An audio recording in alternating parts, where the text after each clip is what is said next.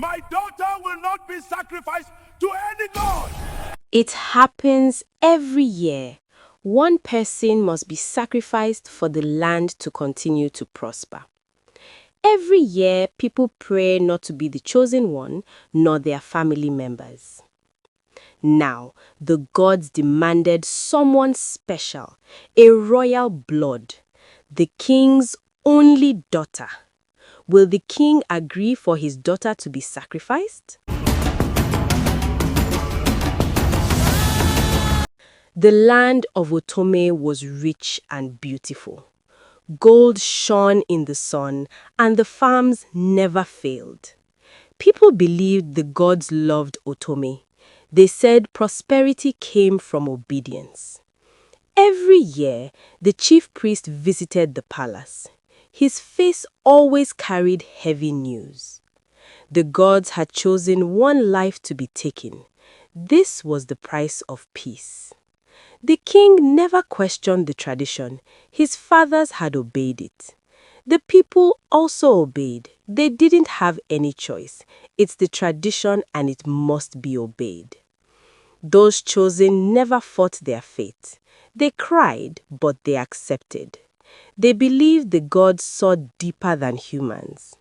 One year, the palace gates opened again. The chief priest walked slowly. His staff shook. His eyes refused to meet the king's. The king felt fear for the first time. His heart beat louder than the drums outside. He knew something had changed. The chief priest spoke softly. The gods had spoken clearly. This year, the chosen one was royal blood. Silence filled the palace. The king could not breathe. The chief priest continued, "My king, the gods are demanding the blood of the princess."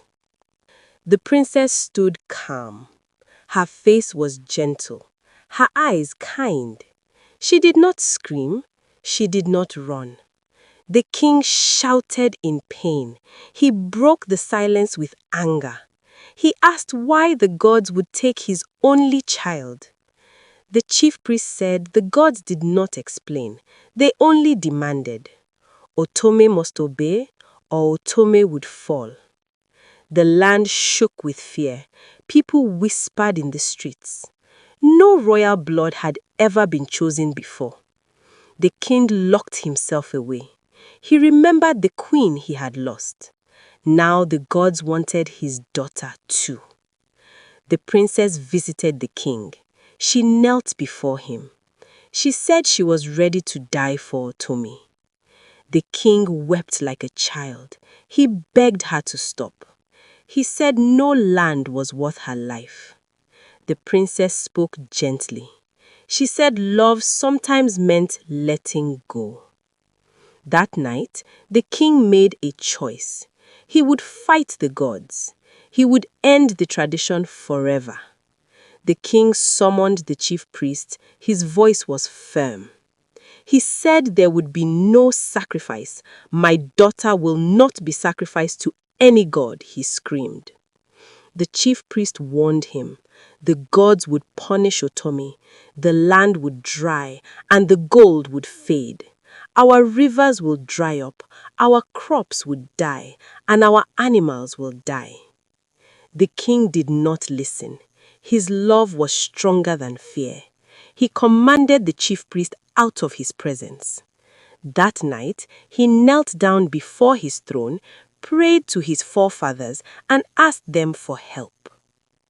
The next morning, he went to the shrine with some goats, yams, kola nuts, white chalk, and other items. He knelt down and prayed once more to his forefathers. He pleaded that they take his life instead of his daughter's. The skies darkened. The wind became restless. The people feared the king had doomed them all. The princess watched the land closely. She felt a strange peace. She trusted her father's courage. Days passed. No one died. The land still stood. The chief priest returned uninvited. His voice was shaking. The gods were silent, he said. The king realized something powerful. The gods needed belief to rule. Fear had fed them for generations. The king spoke to the princess. He said his forefathers are with him. He assured her that nothing was going to happen to her. The princess smiled. Her kindness became wisdom.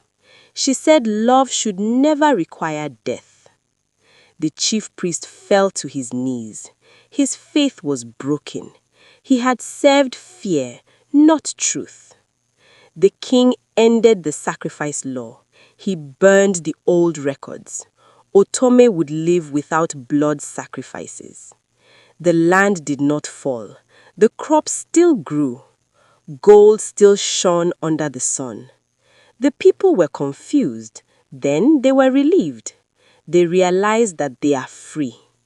The chief priest removed his staff. He was no longer the eyes of the gods. He became just a man. The princess began to teach kindness openly. She helped the wounded hearts. She became loved even more. The king grew weaker with age, but his spirit was strong. He had saved his child and his people. The princess prepared to rule one day. She learned justice. She learned courage from her father. The chief priest chose silence. He watched the land heal. He learned that fear is the loudest lie. Otome changed its story. Prosperity came from unity, not from death. The king smiled in his final days. His heart was full. He had broken a curse older than kings. The princess became a symbol of hope. Life replaced sacrifice. Truth replaced fear. And so the people learned, prosperity does not need blood, only courage, love, and truth. Thanks for watching. I hope you liked it. Please like, comment, share, and subscribe for more.